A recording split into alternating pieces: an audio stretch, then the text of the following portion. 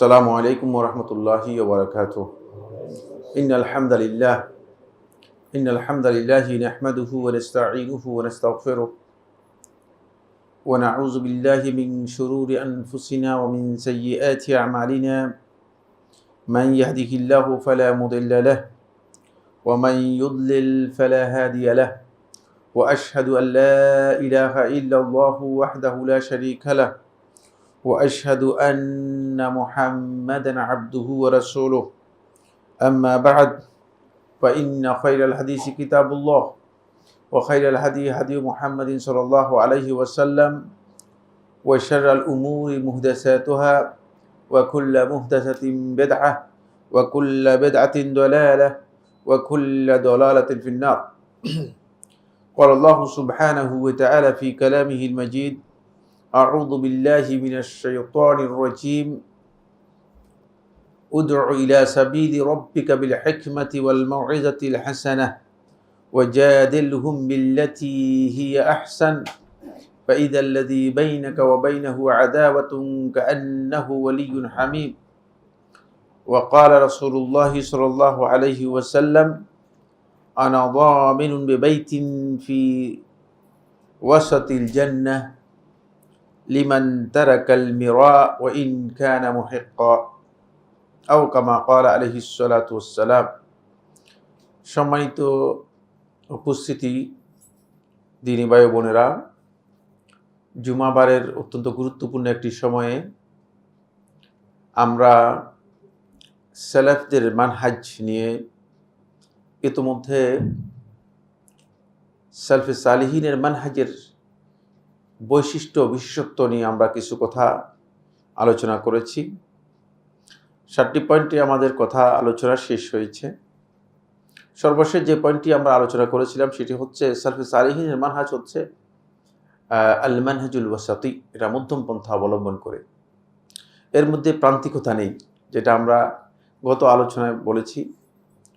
ঈমানের দিক থেকে কোনো প্রান্তিকতা নেই, ইসলামের বিধিবিধানের ক্ষেত্রে কোনো প্রান্তিকতা নেই, ইবাদতের মধ্যে কোনো প্রান্তিকতা নেই, আফআলুল ইবাদ বান্দার যেই কাজগুলো আছে সেগুলোর মধ্যে কোনো প্রান্তিকতা নেই। সালাফদের মানহাজের আরেকটি বিষয় হচ্ছে যে সালফে সালেহিনগণ পূর্ববর্তীদের ব্যাপারে, সাহাবায়ে কেরামদের ব্যাপারে তাদের মানহাজও মধ্যম পন্থা অনুসরণ করে। যেমনিভাবে সৎকর্মশীলদের ব্যাপারেও তাদের প্রান্তিকতা নেই। একজনকে ভালোবাসলেন তো তাকে মাবুদের পর্যায়ে নিয়ে গেলেন, এটা সালাফদের মানহাজের মধ্যে পাবেন না।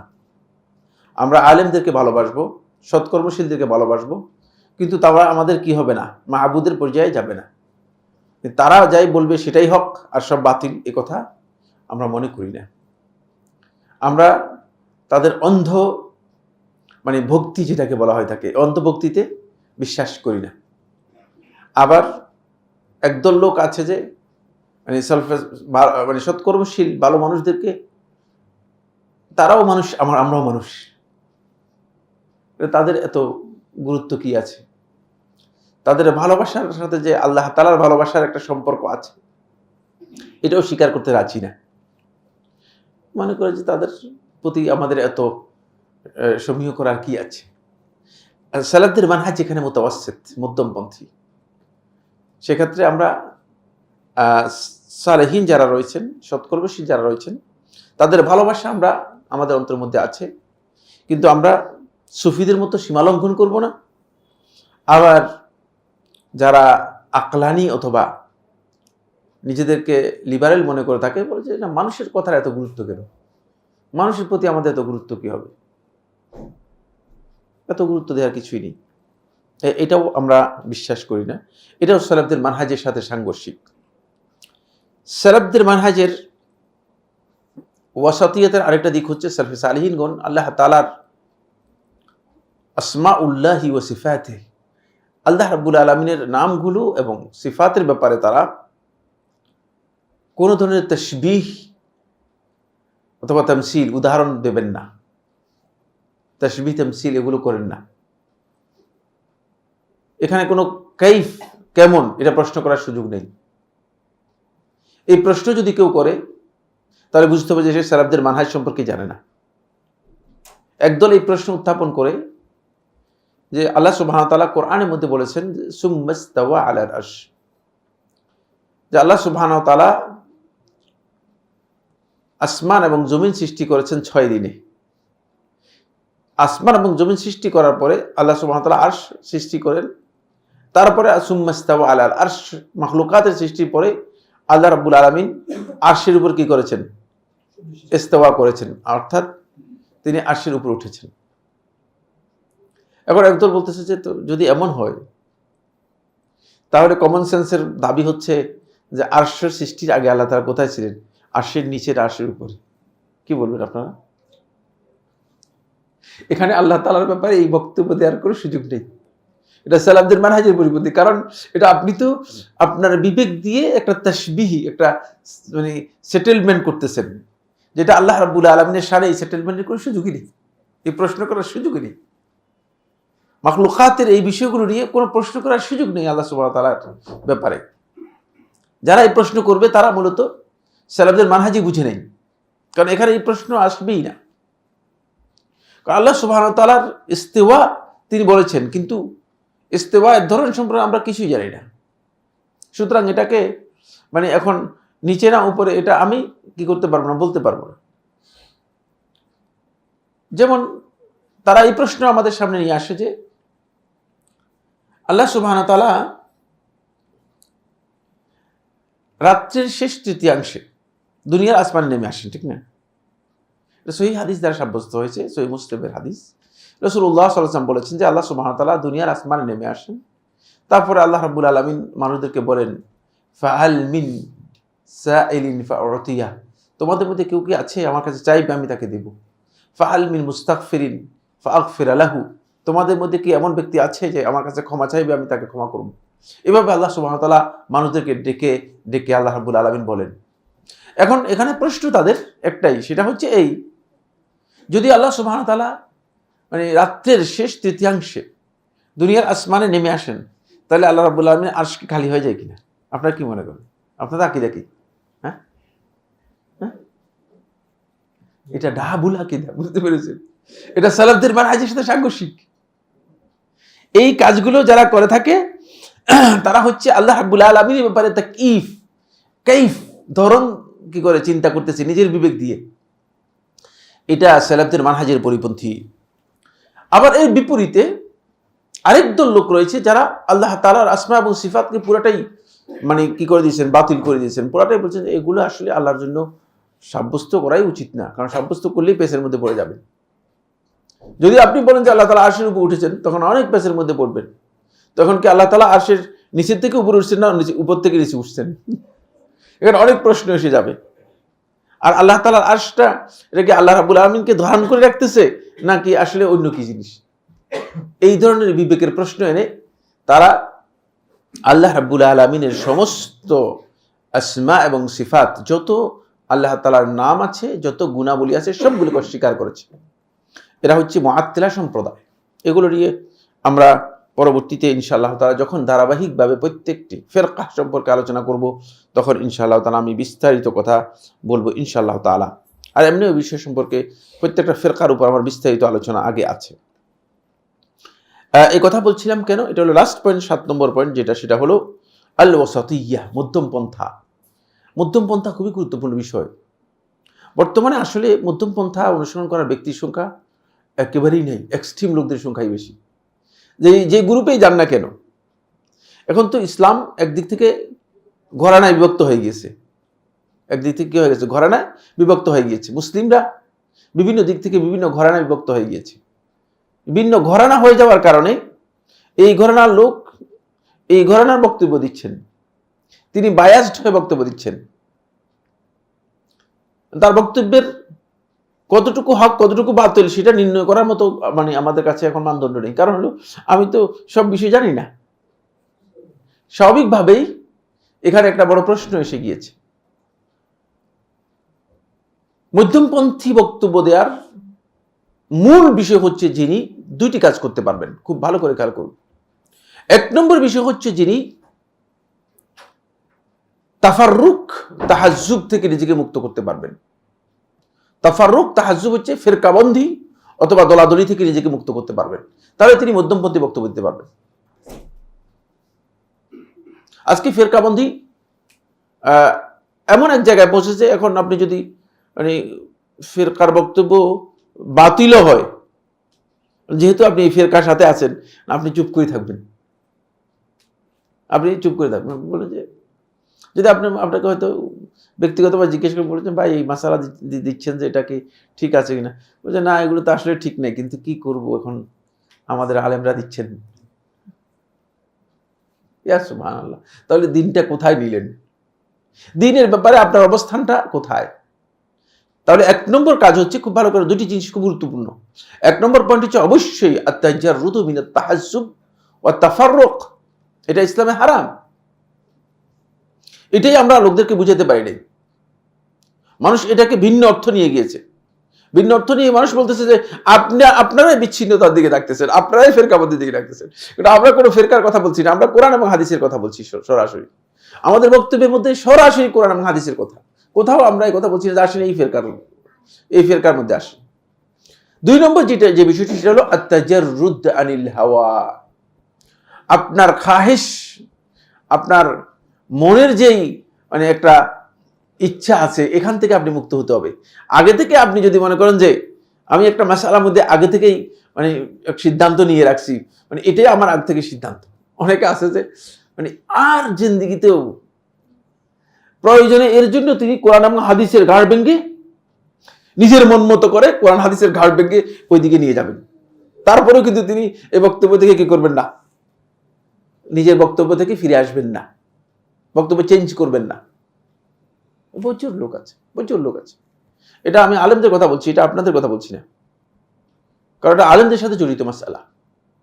বেশিরভাগ লোকদের অবস্থা হচ্ছে এই, তারা হক এবং বাতিলের মধ্যে ইলতিবাস করে দিচ্ছে, সংমিশ্রণ করে দিচ্ছে। আর এই সংমিশ্রণের কারণ হচ্ছে এই 2টি কারণ। আগে যেহেতু ভুল ফতোয়া দিয়ে দিয়েছেন, তাহকিক ছাড়া ভুল ফতোয়া দিয়ে দিয়েছেন, এখন তিনি তার এই ভুল ফতোয়ার জন্য তিনি প্রয়োজনে মানে ফেসবুকে এসে আবার কি করতেছেন, এটাকে ক্লারিফাই করতেছেন আরেক আঙ্গিকে। নাউজুবিল্লাহ, জানে ভুল কাজ। ফেসবুকে যাওয়ার দরকার নেই, আপনি আল্লাহ তাআলার কাছে তওবা করে ফিরে আসেন, ঠিক না? ফেসবুকে যাওয়ার দরকার নেই। ফেসবুক এসে বলতে হবে ফেসবুক কি মানে হক এবং বাতিলের মানদণ্ড কিনা? আপনারা কি মনে করেন? হক এবং বাতিলের মানদণ্ড ফেসবুক না। সুতরাং ফেসবুকে আসার কোনো দরকার নেই। আপনি নিজেই কোরআন এবং হাদিসের কাছে প্রত্যাবর্তন করে চলে আসতে পারেন। ফেসবুকে এসে বলতে হবে এটাও শর্ত নয়, কিন্তু হক যেটা সেটাকে আপনাকে অবশ্যই মেনে নিতে হবে। এটা হচ্ছে সালাফদের মানহাজ। এই ওয়াসাতিয়া, এই যে মধ্যম পন্থা, এটার অভাবের কারণেই মূলত আজকে প্রচুর বিষয় নিয়ে লোকদের মধ্যে অহেতুক বিতণ্ডা, অহেতুক ঝগড়ার এমন এক পর্যায়ে মানে কেউ লক্ষ লক্ষ টাকা ঘোষণা করছে, 10 লক্ষ টাকা দিব, ওই দিব সেই দিব। ছোট্ট কি একটা মাসালা, কেমন পর্যন্ত কোনো সমাধান হবে না। বুঝতে পেরেছেন কিনা? ইখতিলাফ হয়েছে, আজকে হয় নাই, আজ থেকে কোনটা মানে 1300 বছর আগে, কোনটা 1200 বছর আগে, কোনটা 1000 বছর আগে ইখতিলাফ হয়েছে। এখন এই ইখতিলাফি মাসআলায় এই যুগে এসে বুঝলেন হাইয়ান ইবনে বাইয়ান একেবারে আননোন এক ব্যক্তি, হয়তো দুই একটা মানে মাসআলা জানে অথবা জানেও না, সেই ঘোষণা করে দিচ্ছে যে এই মাসআলা একবারে এই করবে, সে করবে, 10 লক্ষ টাকা পুরস্কার দিবে, আসেন আমার সাথে মুনাজারা করেন। ইয়া সুবহানাল্লাহ, তোমার এটি শিখেছে কে? এটা ইসলামের পদ্ধতি নয়। আসুন আমরা পরের অংশটুকু যাই, 8 নম্বর পয়েন্ট যেটি আছে সেখানে যাই। 8 নম্বর পয়েন্টটি এটা অত্যন্ত গুরুত্বপূর্ণ বিষয়। সেটা হলো সালাফদের অন্যতম মানহাজের অন্যতম একটি বৈশিষ্ট্য হচ্ছে সেটা হলো আল ইবতিআদু মিনাল খুসুমাতি ফিদ-দীন ওয়াল জিদাল ওয়াল মিরা। তারা দ্বীনের বিষয়গুলো নিয়ে লোকদের সাথে ঝগড়া বিবাদ এবং বিতণ্ডা বিতর্ক এগুলোকে এড়িয়ে চলবেন, দূরে রাখবেন, এগুলো ছেড়ে দিবেন। যারা মুনাজারার কথা বলতেছে, মুবাহাসার কথা বলতেছে, আসেন বহস করব, বুঝতে হবে যে এর মধ্যে গলদ আছে। এটা সালফে সালিহিনের মানহাজ নয়। ইমাম মালিক রাহিমাহুল্লাহ তাআলার কাছে এক ব্যক্তি আসলেন, এসে বললেন, ইমাম আপনি আসেন, আমি আপনার সাথে মুনাজারা করতে চাই, আমি আপনার সাথে কোনো বিষয় নিয়ে মুনাজারা করতে চাই। তখন ইমাম রহমতুল্লাহ বলছে, যদি মুনাজারা করো তাহলে কি ফায়দা, কি হবে? ফায়দা হচ্ছে এই, যদি আপনি বিজয় লাভ করেন তাহলে আপনি যেটা বলছেন সেটা মেনে নিব, আর যদি আমি বিজয় লাভ করি তাহলে আমি যেটা বলছি সেটা মেনে নিতে হবে। তারপরে যদি তৃতীয় একজন ব্যক্তি এসে আমাদের দুইজনের সাথে মোনাজারা করে সেই ব্যক্তি যদি জয় হয়ে যায় তাহলে আমরা তারটা মেনে নিব। তারপরে চতুর্থ ব্যক্তি আসলে এসে যদি আমাদের সাথে ঝগড়া করে তারপরে সে বিজয় হয়ে যায়, তারপরে কি করবো আমরা? বলছি তারটা মেনে নেব। তাহলে তো আমরা দিনের উপরই নেই। আমি তো দিনের উপরই নেই, কারণ আমার দিনের ব্যাপারে আমার এখন পর্যন্ত ইস্তেকামতই আসেনি। কথা বুঝতে পেরেছেন কিনা? একটি বুয়া কাজ। আপনি আপনার দিনের ব্যাপারে এতটুকু ইস্তেকামত যদি থাকে যে একজন এসে ঝগড়া করে আপনার সাথে, যদি সে ঝগড়ায় কি হয়ে যায়, জিতে যায়, তাহলে আপনি তার দিন অনুসরণ করবেন? এটা হতেই পারে না, এটা ইসলামের পদ্ধতি হতে পারে না। এই কারণেই সালফে সালেহিনের অন্যতম মানহাজ হচ্ছে যেটা, সেটা হলো তারা জিদাল, বিতর্ক, বিতণ্ডা, বাড়াবাড়ি, এগুলোকে তারা পরিপূর্ণরূপে পরিহার করবেন, বর্জন করবেন, এটাকে ছেড়ে দিবেন, এদিকে যাবেন না। আপনি দেখেন কোরআনে কারীমের মধ্যে জিদালের ব্যাপারে আল্লাহ সুবহানাহু ওয়া তাআলা বলেছেন, জিদালকে আল্লাহ তাআলা হারাম করেছেন কঠিনভাবে। মানে ঝগড়া করা, বিতণ্ডা করা, বিতর্ক করাকে হারাম করেছেন কঠিনভাবে। বলেছেন যে ফামান ফারাদা ফীহিন্নাল হজ্জ ফালা রাফাসা ওয়ালা ফুসুকা ওয়ালা জিদালা ফিল হজ্জ। যদি কোনো ব্যক্তি এই হজের মাসগুলোতে হজের ইহরাম করে, ইহরাম করার পরে সেই ব্যক্তির হজের অন্যতম গুরুত্বপূর্ণ শর্ত হচ্ছে ফালা রাফাস, অশ্লীল কথা কাজের সাথে যুক্ত হতে পারবে না, ওয়ালা ফুসুক, কোনো ধরনের নিষিদ্ধ গর্হিত কাজে যুক্ত হতে পারবে না, তারপর ওয়ালা জিদালা ফিল হজ্জ, হজের মধ্যে কোনো ধরনের ঝগড়া বিবাদে যেতে পারবে না। ঝগড়া করলেন তো আস্তে করে হজের যেই ফজিলতটুকু রয়েছে সেটা আস্তে কি হয়ে গেছে, বাতিল হয়ে গেছে, কারণ ঝগড়ার জায়গা নয়। ইবাদতের মধ্যে আল্লাহ রাব্বুল আমিন সোজা কি করে দিয়েছেন, বিতণ্ডাকে নিষেধ করে দিয়েছেন। কোরআন থেকে বোঝা যাচ্ছে, কোরআনে স্পষ্ট করে দিয়েছেন। এবার আসেন, ঝগড়ার জায়গা আছে আমাদের একটা গ্রুপের সাথে, যারা আল্লাহর দ্বীনকে পরিবর্তন করেছে, আল্লাহর কিতাবকে পরিবর্তন করেছে, আল্লাহর নামে মিথ্যাচার করেছে। তারা হচ্ছে আহলে কিতাব। তারা কি? তারা কারা? আহলে কিতাব। আহলে কিতাব বলতে বুঝাচ্ছি ইহুদ এবং খ্রিস্টানদেরকে। ইহুদ এবং খ্রিস্টানরা আল্লাহর কিতাবকে পরিবর্তন করেছে, আল্লাহ রাব্বুল আলামিনের নামে মিথ্যা কথা চালু করে দিয়েছে, প্রচুর মিথ্যা কথা নিজেরা আল্লাহর উপর বানাই করে দিয়েছে। তাদের বইয়ের মধ্যে এগুলো সব আছে। আল্লাহ সুবহানাহু ওয়া তাআলা তাদের ব্যাপারে বলতেছেন, ওয়ালা তুজাদিলু আহলাল কিতাব ইল্লা বিল্লাতি হিয়া আহসান। তোমরা আহলে কিতাবদের সাথে ঝগড়া করবে না, বিতণ্ডায় লিপ্ত হবে না। কাদেরকে বলতেছে এরা? কাদেরকে? না, আমাদেরকে বলতেছে, নির্দেশ দিচ্ছেন, নিষেধ, হারাম করে দিচ্ছেন। ওয়ালা তুজাদিলু আহলাল কিতাব, আহলাল কিতাবদের সাথে তোমরা ঝগড়ায় লিপ্ত হবে না, ইল্লা বিল্লাতি হিয়া আহসান। হ্যাঁ, তবে ততটুকু অনুমোদন থাকবে যদি খুব উত্তম ভাবে মেথোডোলজি ঠিক ফলো করে, এর যে পদ্ধতি আছে এই পদ্ধতি ঠিক মতো ফলো করে যদি তাদের সাথে কোনো ঝগড়া মানে বিতণ্ডায় যাও যেটাতে কোনো ধরনের সমস্যা নেই, ততটুকু পর্যন্ত তোমাদেরকে অনুমোদন দেওয়া হয়েছে, তবে সেটা সর্বোত্তম ভাবে হতে হবে।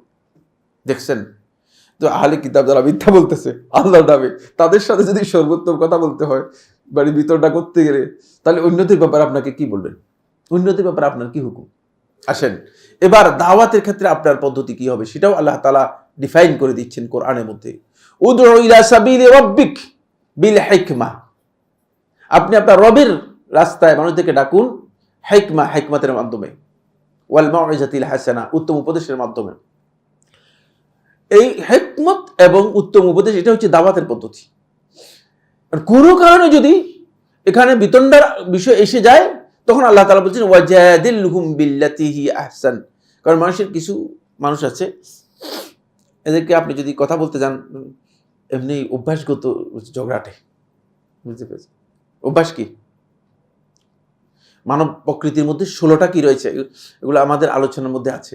মানুষের এই ডিভাইসটা আছে না, ডিভাইসের মধ্যে সৃষ্টিগতভাবে 16টি কি রয়েছে, মৌলিক দুর্বল দিক রয়েছে। কয়টা বলছি? এটা কোরআনের মধ্যে বলা আছে, একেবারেই কোরআনের মধ্যে এই ডিভাইসের মধ্যে এই 16টা ত্রুটি দেওয়া আছে, মানে এগুলো আল্লাহ তাআলা দিয়ে দিয়েছেন। তার মধ্যে একটা হচ্ছে ওয়া কানাল ইনসানু আকসারা শাইইন জাদালা। আল্লাহ তাআলা বলতেছেন মানুষ সবচেয়ে বেশি ঝগড়াতে প্রকৃতি দিয়ে আমাদেরকে দেওয়া হয়েছে, বুঝতে পেরেছি? মেনে নিবে? এত সহজ মনে করেন না, সময় লাগবে। এই জন্য এই প্রকারের লোকদেরকে যখন আপনি অ্যাড্রেস করবেন, তখন কিভাবে অ্যাড্রেস করবেন সেটা আল্লাহ তাআলা বলে দিচ্ছেন। যে কারণ কিছু সংখ্যক লোক আছে একটু কম, একটু দুর্বল, তারা যখন দলিল পেয়ে যাবে আস্তে করে কি হয়ে যাবে, তারা মেনে নিবে, দলিলের কারণে কি করবে, মেনে নিবে। এই জন্য তাদের ব্যাপারে আল্লাহ তাআলা বলছেন যে এদেরকে হিকমত দিলেই যথেষ্ট হয়ে যাবে। আর কিছু সংখ্যক লোক আছে তাদেরকে শুধু হিকমত দিলে হবে না, তাদেরকে উপদেশ দিতে হবে, উত্তম উপদেশের মাধ্যমে আগাতে হবে। উত্তম উপদেশ দিলে তাদের মধ্যে পরিবর্তন আসবে। আরেক দল লোক আছে না, এদের সাথে একটু কি করতে হবে, একটু বিতর্কে যেতে হবে, কিন্তু বিতর্ক হতে হবে বিল্লাতি হিয়া আহসান, এমন পদ্ধতিতে যেটা সর্বোত্তম পদ্ধতি, সর্বোত্তম ব্যবহারের মাধ্যমে হতে হবে। বিতণ্ডা মানে ঝগড়া করে ফেললেন, তাহলে শত্রুতা বেড়ে যাবে, ঝগড়া করবেন শত্রুতা বেড়ে যাবে। এই জন্য সালাফদের মানহাজ হচ্ছে বিতর্কের ক্ষেত্রে সালাফরা সব সময়, সালফে সালিহিনগণ সব সময় এটাকে এড়িয়ে চলতেন, এমনভাবে এড়িয়ে চলতেন যে এই পথে সালফে সালিহিনগণ মোটেও পা বাড়াতেন না, মোটেও পা বাড়াতেন না। কারণ হলো এই পথে যদি পা বাড়ান তাহলে এটা মানুষদেরকে সবচেয়ে বেশি ক্ষতির দিকে কি করবে, ডেকে নিয়ে যাবে। ফলে দেখুন রাসূল সাল্লাল্লাহু আলাইহি ওয়াসাল্লাম সাহাবায়ে কেরামগণ এই ব্যাপারে আমাদেরকে খুবই এনলাইটেড বক্তব্য দিয়ে গেছেন, খুবই আলোকিত বক্তব্য দিয়ে গেছেন। আব্দুল্লাহ ইবনে ওমর রাদিয়াল্লাহু আনহু বর্ণনা করেন, তিনি বলেন ওয়ালা ইউসিবা রাজুলুন হাকিকাতাল ঈমানি হাত্তা ইয়াতরুকাল মিরাআ ওয়া হুয়া ইয়ালামু আন্নাহু সাদিক ওয়া ইয়াতরুকাল কাযিবা ফিল মাযাহাতি। খুব ভালো করে খেয়াল করুন, এটা আব্দুল্লাহ ইবনে ওমর রাদিয়াল্লাহু আনহু বক্তব্য। তিনি বলেন কোন ব্যক্তি ততক্ষণ পর্যন্ত ঈমানের হাকিকত অর্জন করতে পারবে না, হাকিকত পর্যন্ত পৌঁছতে পারবে না, যতক্ষণ পর্যন্ত সে মানে সত্যবাদী হওয়া সত্ত্বেও জেনে বুঝে ঝগড়া বিতণ্ডাকে পরিহার না করবে। এটা আমি নিজে সাইফুল্লাহ তৈরি করি বলি নাই, সালাফদের মানহাজ বলতেছি, তো সালাফদের বক্তব্য থেকে বলতেছি।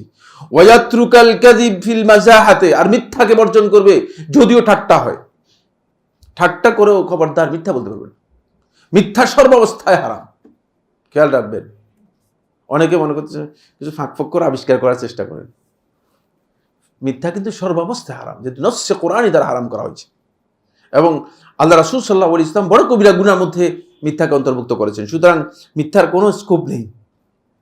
এবার আসুন, এটা হলো আব্দুল্লাহ ইবনে ওমর থেকে বর্ণিত দ্বিতীয় নম্বর সাহাবী মালিক ইবনে আনাস রাদিয়াল্লাহু তাআলা আনহু বলেন, তিনি বলেন আল মিরাউ ইউকসিল কুলুব, বিতণ্ডা ঝগড়া ইউকসিল কুলুব, অন্তরকে শক্ত করে ফেলবে, ওয়া ইউরিসুদ দাগাইন, আর অন্তরের মধ্যে মানুষের জন্য বিদ্বেষ এবং হিংসা কি করবে, সৃষ্টি করবে, তৈরি করবে। এটা একেবারে হাকিকত। এই ব্যাপারে কোথাও গিয়ে আপনি দ্বিমত করতে, মানে দ্বিমতের কোনো জায়গায় নেই আসলে। এই জন্য যত মানে চুপ করে চলে আসলে আপনি দেখবেন যে মানে বেঁচে গেলেন, চুপ করে চলে আসলেন কিন্তু বেঁচে গেলেন। আসুন, আব্দুর রহমান ইবনে আবি লাইলা রাহমাতুল্লাহ আলাইহি তাবিঈনদের মধ্যে একজন, 50 জন সাহাবীকে তিনি পেয়েছেন। আব্দুর রহমান ইবনে আবি লাইলা রাহমাহুল্লাহ তাআলা বলেন, তিনি বলেন লা তুমারি আখাক ফা ইন্নাহু লা ইয়াতি বিখাইর, তুমি তোমার ভাইয়ের সাথে কোনোদিন ঝগড়া করবে না, বিতণ্ডায় লিপ্ত হবে না, কারণ বিতণ্ডা কোনোদিন কল্যাণ নিয়ে আসে না, এর মাধ্যমে কল্যাণে পৌঁছতে পারবে না, এর মাধ্যমে কল্যাণে পৌঁছতে পারবে না। তিনি অন্য একটি বর্ণনার মধ্যে তিনি বলেন লা উমারি আখি, আমি আমার ভাইয়ের সাথে কখনো, ভাই বলতে এখানে কাকে বোঝানো হচ্ছে, হ্যাঁ মুসলিমকে বোঝানো হচ্ছে, ভাই বলতে মানে নিজের ভাইকে বোঝানো হচ্ছে, মুসলিমকে বোঝানো হচ্ছে। মুসলিমকে তারা সালফে সালিহিনগণ ভাই মনে করতেন, বুঝলেন, আমরা না মনে করতেছি যে অমুক মুসলিম, বুঝতে পেরেছে কিনা, কিন্তু সালাফদের মানহাজের মধ্যে তারা কি ছিল, নিজেদের ভাই ছিল। এই জন্য তিনি এভাবে অ্যাড্রেস করতেছেন লা উমারি আখি, আমি আমার ভাইয়ের সাথে ঝগড়া করি না, ইম্মা আন উগদিবাহু, যদি ঝগড়া করি হয়তো তাকে আমি রাগান্বিত করব, ওয়া ইম্মা আন উকাদ্দিবাহু, অথবা তাকে মিথ্যা প্রতিপন্ন করব। ঝগড়ার মধ্যে এর বাইরে কিছু আছে কিনা? হ্যাঁ, একেবারে হাকিকত, মানে এই কথাগুলো এত হাকিকত যেগুলো সালাফদের বক্তব্য।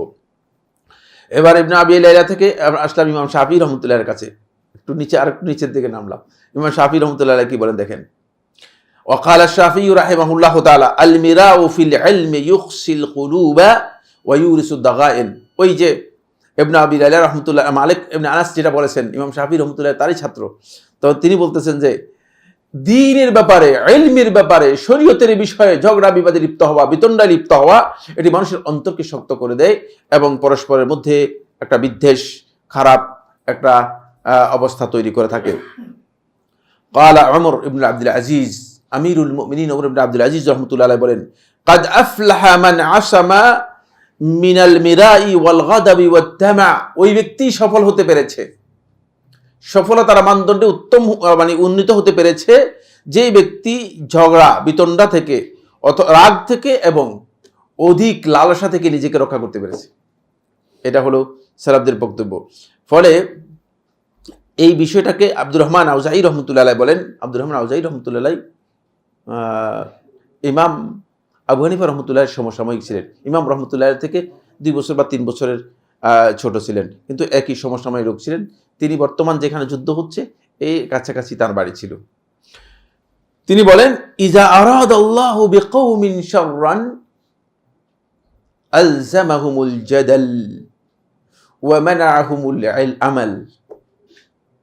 ইজা আরাদাল্লাহু বিকওমিন, যখন আল্লাহ সুবহানাহু ওয়া তাআলা কোন কওমের ব্যাপারে তাদের ক্ষতি চান, অকল্যাণ চান, তাদের অনিষ্টের ইচ্ছা পোষণ করেন, আলজামাহুমুল জাদাল, আল্লাহ তাআলা তাদেরকে মানে ঝগড়া বিতণ্ডার সাথে, বিতর্কের সাথে তাদেরকে কি করে দেন?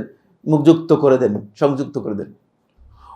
ওয়া মানাআহুমুল আমাল, আর আমল থেকে তাদেরকে দূরে সরিয়ে দেন। আপনি এখন দেখেন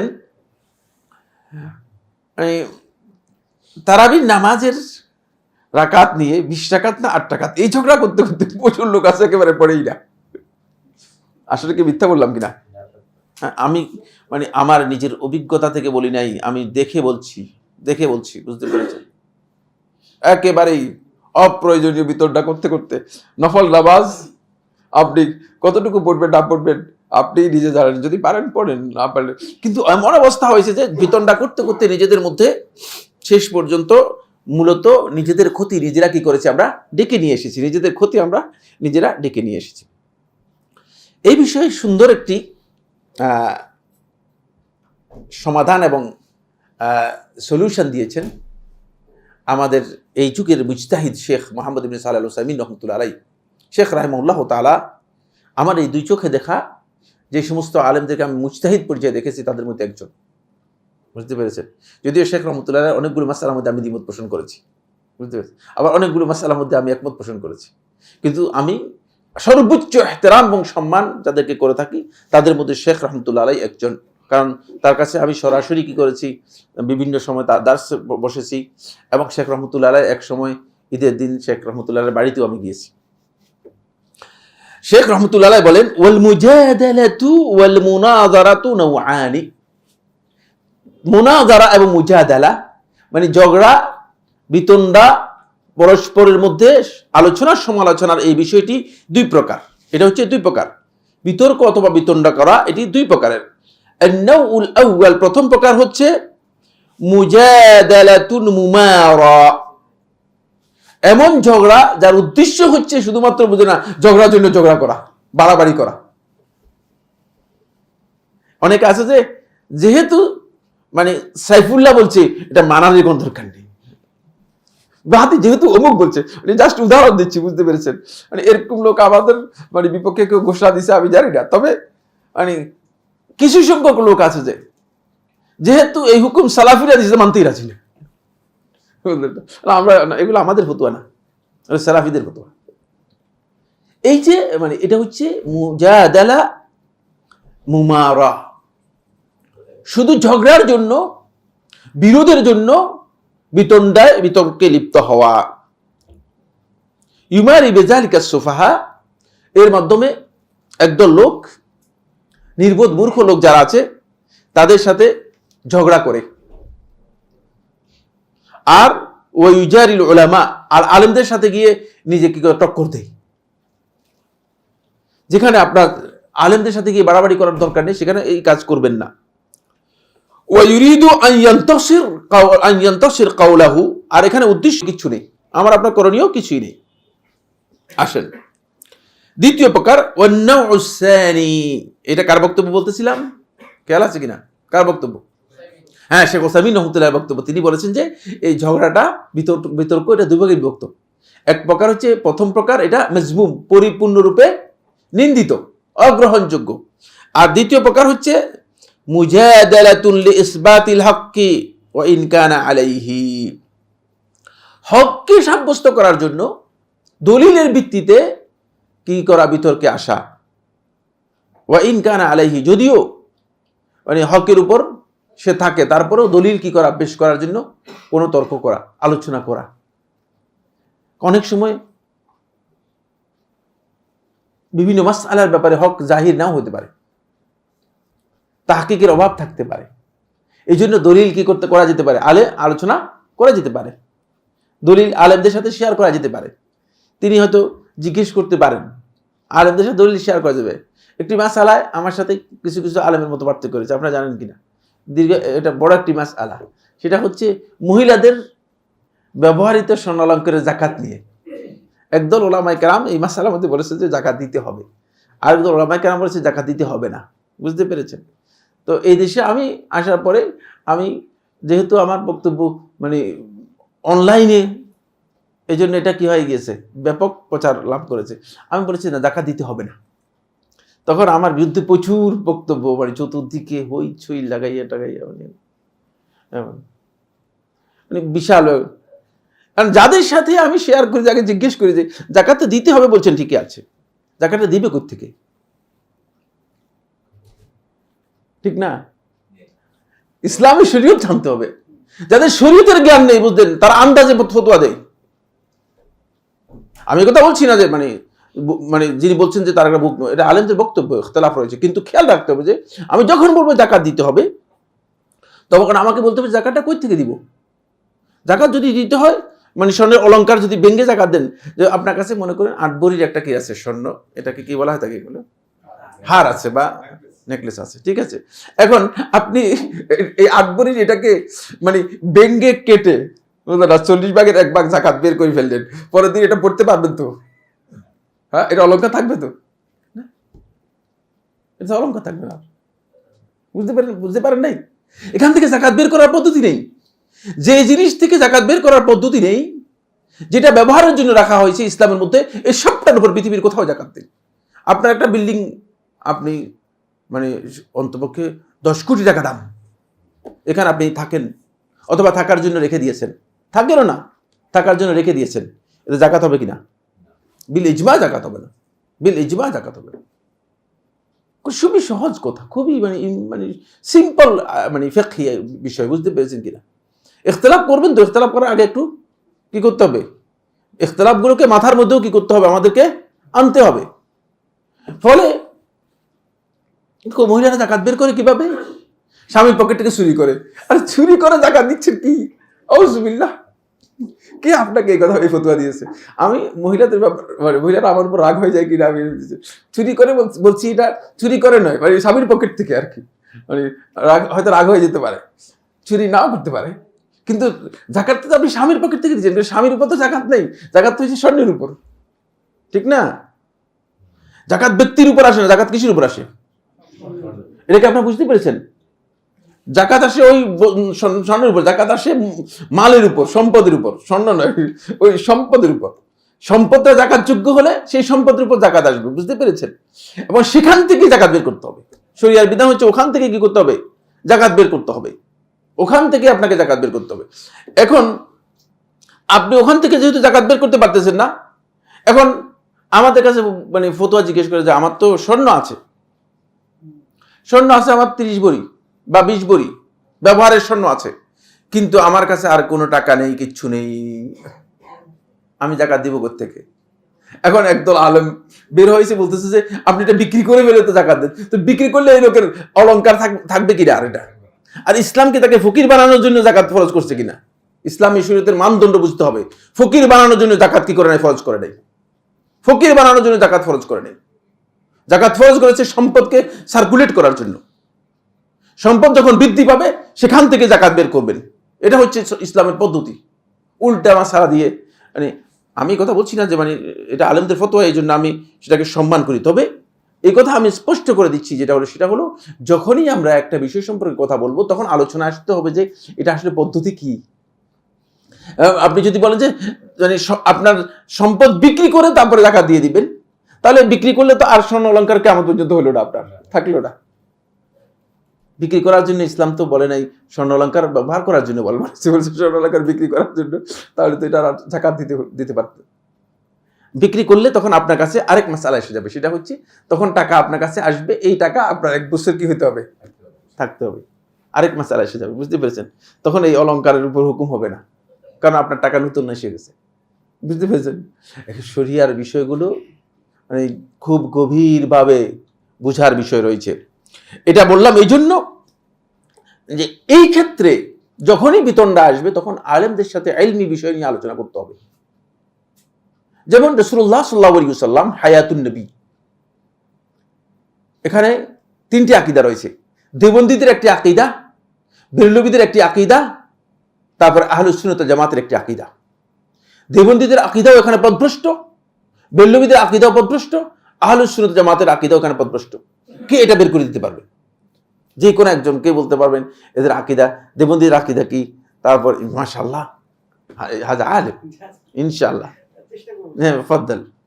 দেওবন্দি মাযহাবের আলেমরা মানে হায়াতুন নবী, তার রাসূল সাল্লাল্লাহু আলাইহি ওয়াসাল্লাম কবরে হায়াত মানে জীবিত আছে, তারা নামাজরত আছে এবং তিনি তার হায়াত আসে, আল্লাহর হুকুমে আসে যায়, এরকম একটা তারা বলে।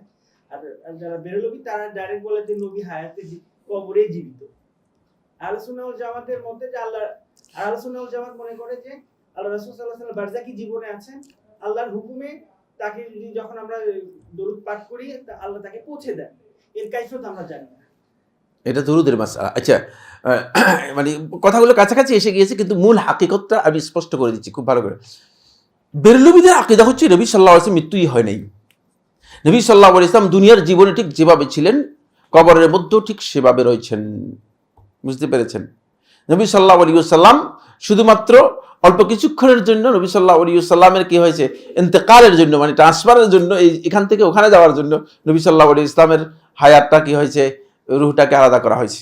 কিন্তু আসলে নবী সাল্লাল্লাহু আলাইহি ওয়াসাল্লাম মৃত্যুই হয় নাই।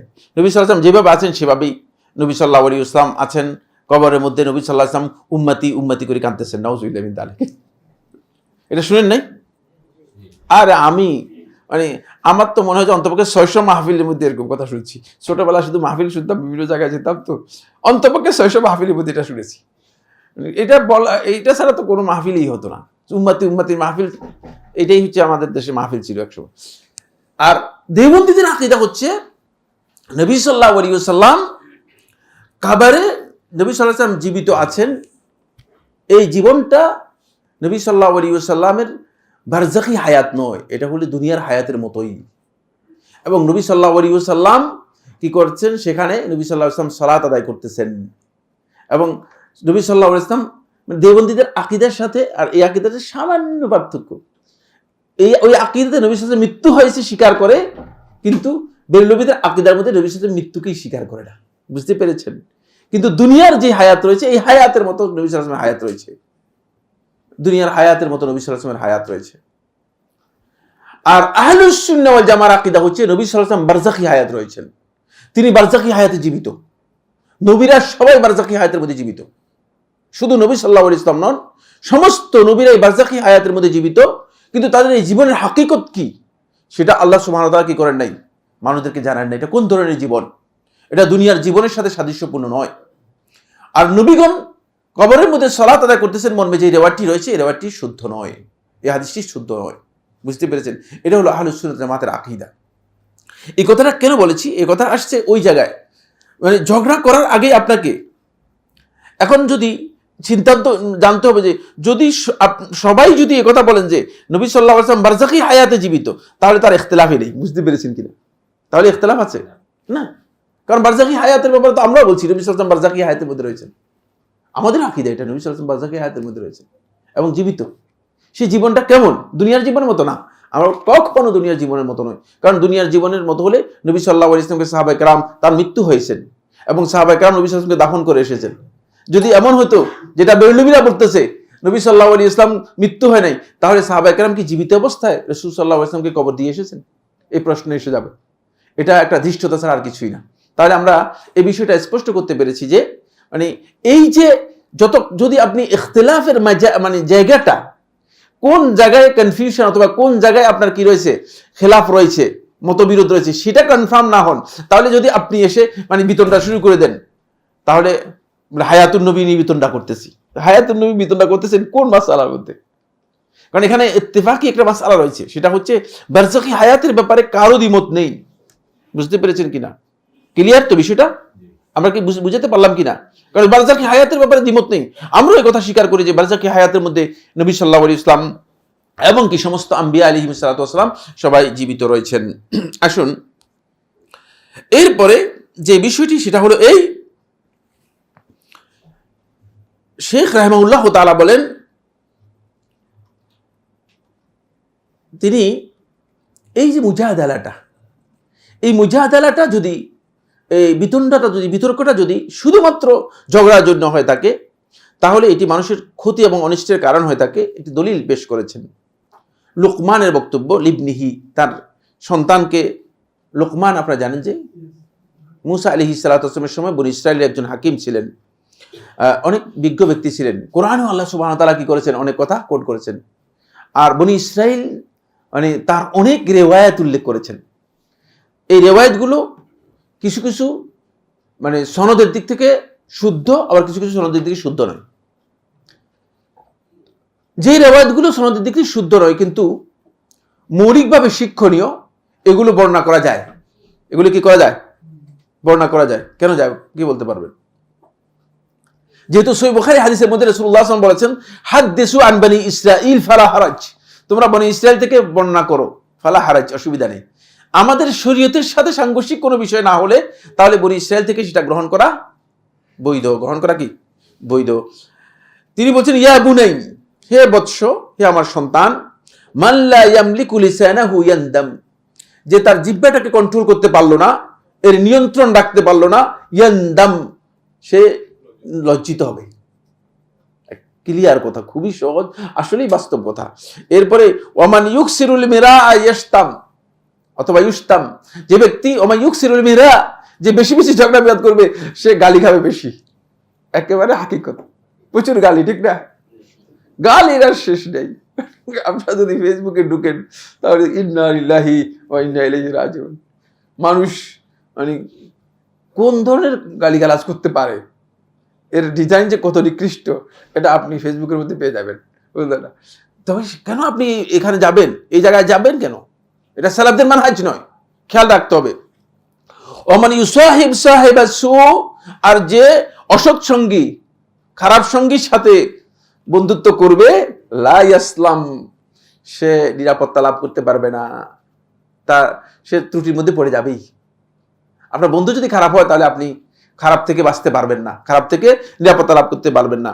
ওমান ইউসাহিব সালিহান as-সালিহা, যে ব্যক্তি সৎকর্মশীলদের মানে সোহবত নিবে, তাদের সাথে কি করবে, থাকবে, ইয়াগনাম, সে গনিমত লাভ করতে পারবে, সে গনিমত লাভ করতে পারবে। এটা কার বক্তব্য? লোকমানের বক্তব্য, তার সন্তানকে বলছেন। বক্তব্যটা খুবই গুরুত্বপূর্ণ, খুবই গুরুত্বপূর্ণ। আসুন এবার আমরা রাসূলুল্লাহ সাল্লাল্লাহু আলাইহি ওয়াসাল্লামের একটি হাদিস আপনাদেরকে পড়ে শোনাই, যে হাদিসটি সহিহুল জামের মধ্যে এসেছে। শেষ এই যে এক্ষুনি রাসূলুল্লাহ সাল্লাল্লাহু আলাইহি ওয়াসাল্লাম বিষয়টি আমাদেরকে আগেই জানিয়ে দিয়েছেন।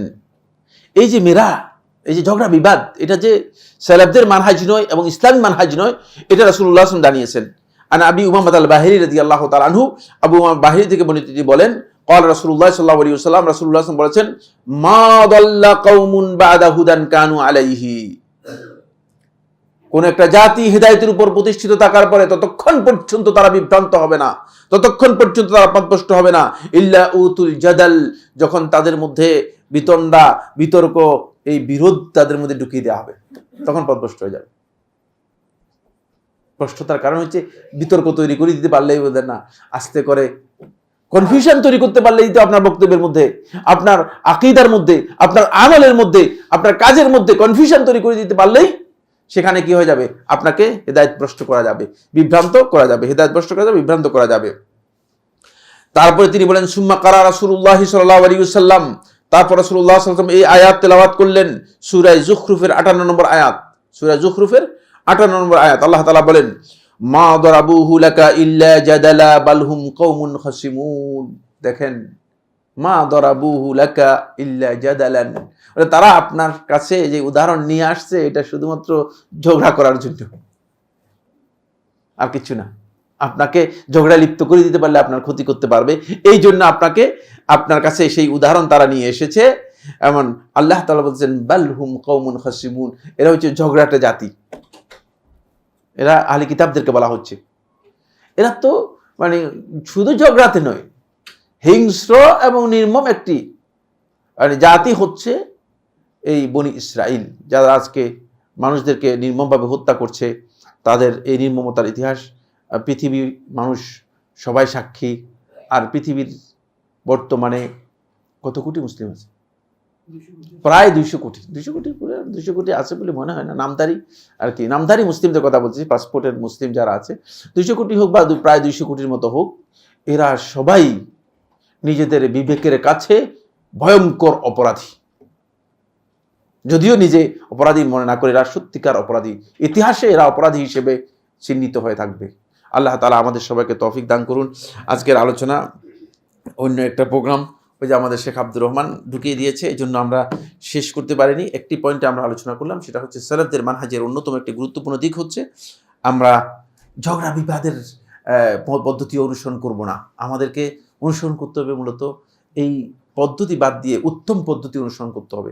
এই জন্য নবী এবং রাসূলদেরকে আল্লাহ সুবহানাহু ওয়া তাআলা এই পদ্ধতি দেখিয়েছেন। ঝগড়া করবেন না। কঠোরতা, অনেকে মনে করেন যে মানে যত কঠোর হবেন তত হেদায়েতের উপর অবিচল হচ্ছে হককে বুঝলেন না আঁকড়ে ধরার নাম, ওটা কঠোর হওয়ার নাম নয়। হককে আঁকড়ে ধরার নাম হচ্ছে কি? অবিচল হওয়া। কঠোর হওয়ার নাম কি নয়? অবিচলতা নয়। আল্লাহ তাআলা আমাদের সবাইকে এই বিষয়গুলো বোঝার তৌফিক দান করুন। হাযা সুবহানাকাল্লাহুম্মা ওয়া বিহামদিকা আশহাদু আল্লা ইলাহা ইল্লা আনতা আস্তাগফিরুকা ওয়া আতুবু ইলাইক।